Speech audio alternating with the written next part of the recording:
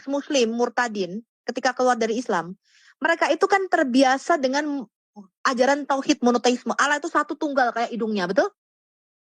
Sehingga ketika mereka masuk mempelajari kekristenan, mereka itu tidak bisa grasp dengan baik sifat-sifat Allah ini. Mereka tidak bisa menerima itu. Karena bagi mereka, ajaran monoteisme, ajaran yang didoktrinkan dari sejak kecil ini sangat kuat, teman-teman. Ngerti maksud saya? Iya. Ajarannya sangat kuat. Ketika mereka, wah ini ternyata Islam ini keliru nih, salah. Tapi mereka keluar dari doktrin itu nggak bisa. Makanya orang-orang yang terpapar oneness itu adalah orang-orang murtadin baru kalau Anda lihat, betul? Karena bagi mereka, ya udah yang penting satu. Allah itu yang penting, yang paling benar itu satu. Mereka tidak bisa menerima realita-realita konkret pribadi-pribadi Bapa, Putra, dan Roh. Itu mereka tolak. Kenapa? Kebanyakan ex-muslim, betul? Dan kebanyakan dialog sama muslim. Saya dialog dengan orang oneness di sini. Mereka itu tidak tahu loh kalau Trinitas itu bukan 3 Allah. Jadi mereka tuh selalu menyatakan Trinitas itu 3 Allah, teman-teman. Orang oneness itu. Ya, Trinitas itu Triteos. Kenapa? Karena mereka tidak ngerti kebagaimanaan Allah itu.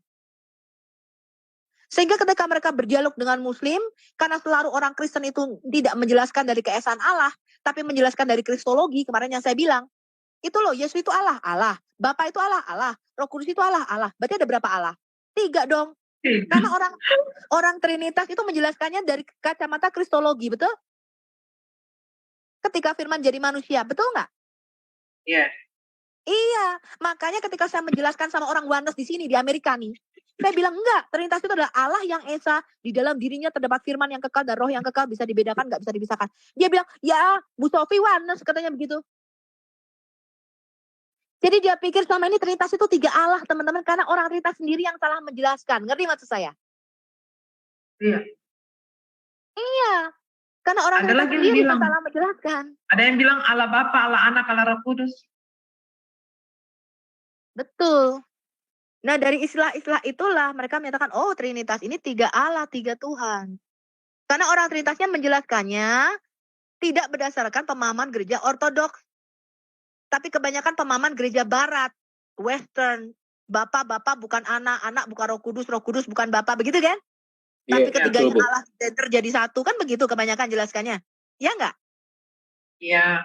Memang Iya, itu sudah bagus. masuk kristologi, teman-teman. Itu udah masuk ke fungsional keekonomisan Allah. Itu adalah ketika Allah sudah berinkarnasi menjadi manusia, firman itu. Kebagaimanaan Allah itu dibahas, betul?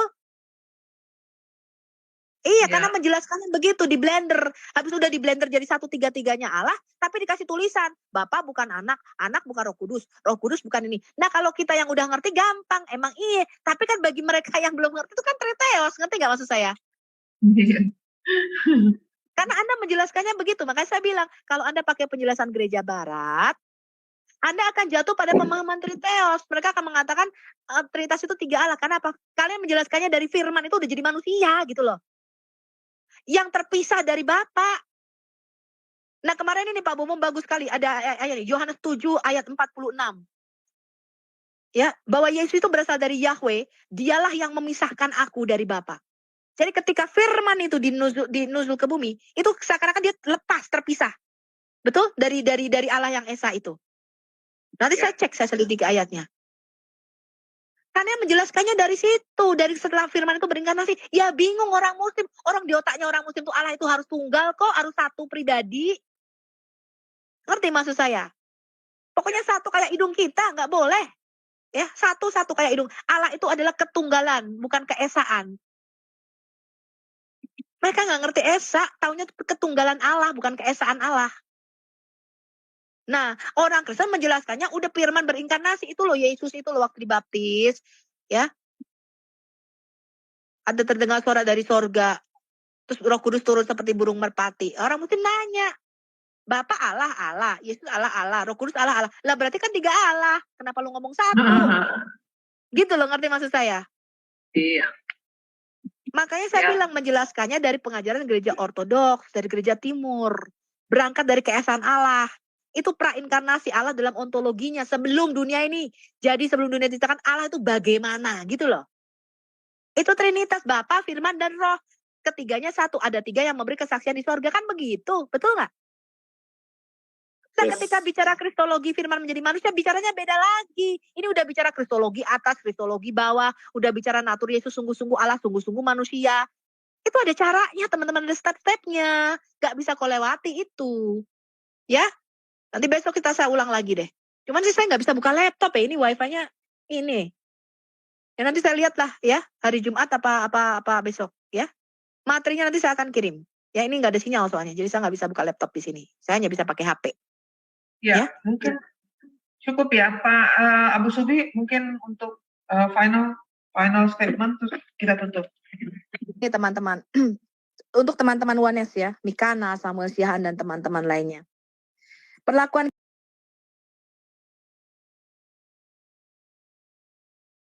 tidak, karena bagaimanapun mereka itu harus kita kasihi.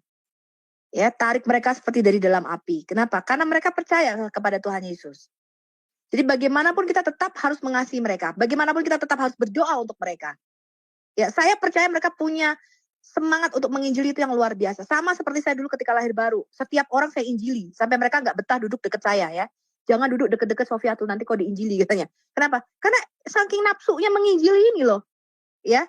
Tetapi penginjilan tanpa pengetahuan yang benar, itu akan jadi pisau yang bermata dua, teman-teman. Ya. Akan jadi pisau yang bermata dua. Tapi kita berharap bahwa kita tetap bisa merangkul mereka dalam kasih. Itu makanya pesan saya.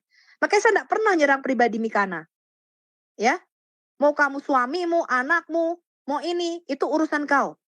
Ya, yang jelas adalah pengajaranmu itu yang harus kita luruskan. Orangnya itu harus kita terima dan kita kasih, teman-teman. Buat saya no problem. Ya, tapi pengajaranmu yang keliru, nah itu harus kita counter. Karena apa? Kau bicara di publik Mikana, kau bicara di forum umum, kecuali kau bicara diam-diam sama saya empat mata. Ya, Samuel Siahan, kau bicara di publik, kau menyebarkan ajaranmu di muka umum. Itu yang harus kita counter. Ya, urusan kamu mau kamu di hotel berduaan, itu urusan lu dah. Ya, orang-orang honest sendiri yang akan membuka aibmu, bukan saya.